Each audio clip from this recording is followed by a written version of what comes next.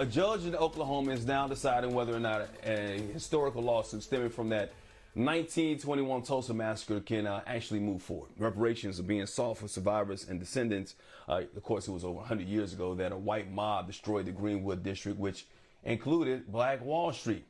More than 1,200 homes and 60 businesses were decimated, and estimated 300 people lost their lives. A lot of people know about that. Of course, we commemorated that earlier this year right here on BNC and, of course, in Tulsa.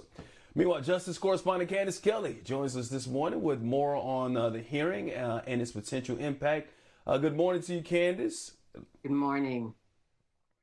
Yeah, look, we got 3 actual survivors from that horrible time 100 years ago in the Greenwood district. How does that actually help this case moving forward?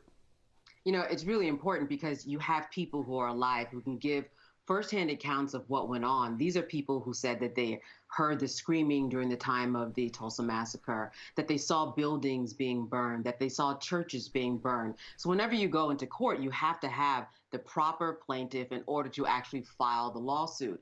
And we are fortunate enough that these 3 people are even alive to be a part of this lawsuit and speak on behalf of not only them, but their descendants, and not only the descendants, but the future generations to come. So that's who we're looking at. And we have heard these firsthand stories that are very, very compelling and are going to be very, very important in this case and the outcome of this hearing. Yeah, I believe 107, 105, and a 100-year-old. I mean, very, very Yes. young at the time. But even if you're 75, it's just seeing something like that would just last in your memory probably for a lifetime. The strategy in this case, and we had DeMario Solomon Simmons on last week, who's the lead attorney on this case. He said he's going to use the strategy that even the state of Oklahoma used when it came to suing Big Pharma over the opioid crisis. What are the parallels?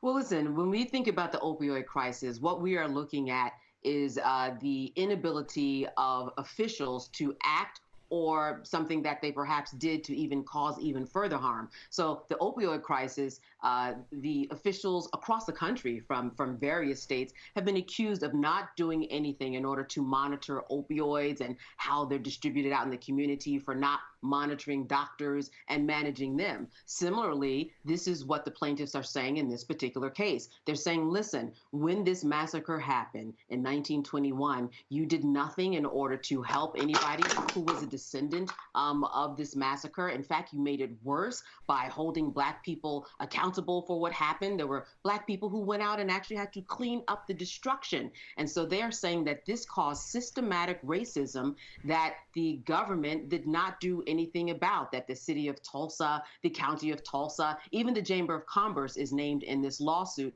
saying that these are organizations that didn't do anything in order to build up this community, the same way they didn't do anything with opioids to stop the spread of the opioid addiction and overdoses that were happening in the community. So it's a really interesting argument, one that's not used a lot, but if this hearing does go on, it is going to be a big deal, because we're at a point where the judge says, hey, listen, this case either has no merit or it does. So this is what the plaintiffs are waiting for now to hear from the judge.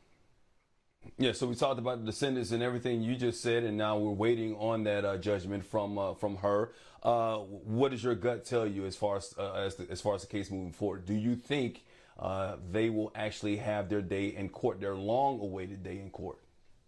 I think that they will. And the reason being is that we are in a time where people are recognizing history, recognizing what history has done in terms of what's going on in the present. When we look at the case in California and the beach land that was given back, we had, a unanimous group of people say that this land that was taken away from African Americans years ago, they unanimously agreed that this beach land belongs to them. So we can even look at that and get a sense of what this not only the state of Oklahoma is kind of feeling these days, but really here in the United States, this racial reckoning. And I think that this is something that the judge is going to consider and can look at Tulsa right now and still see the remnants, hear from people who can speak to and trace the systematic racism that happened from that day to now. When you go to court, it's all about evidence. So in my estimation, they have the evidence in order to prove something that's real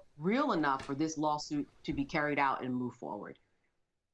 Yeah, the beach you speak of is Bruce's Beach out here in California, and yeah, it was given back after a long-awaited time. I actually communicated with DeMario yesterday. DeMario Solomon Simmons, the lead attorney in this, he said it went very well. His team was amazing, and they feel very, very confident, very good about their chances. We'll see. And of course, this could be the first step in reparations for the nation when it comes to slavery as well.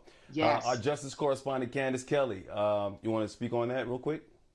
Well, it certainly is going to be the first step, because if this suit moves on, then this gives other states and other communities the opportunity to file a lawsuit and use this as precedent. Precedent, as we know, is very, very important. Once somebody starts doing something, then you can say, listen, they did it over here. Why aren't we doing that in this state? So that's why this is very, very important. A real precedent-setting case. Again, we're not even talking about the decision yet, but the fact that this lawsuit might even be able to move on to the courts to even be decided upon, that in itself is a big deal. Then we actually have to wait for, the outcome of the case. But a big step if this happens.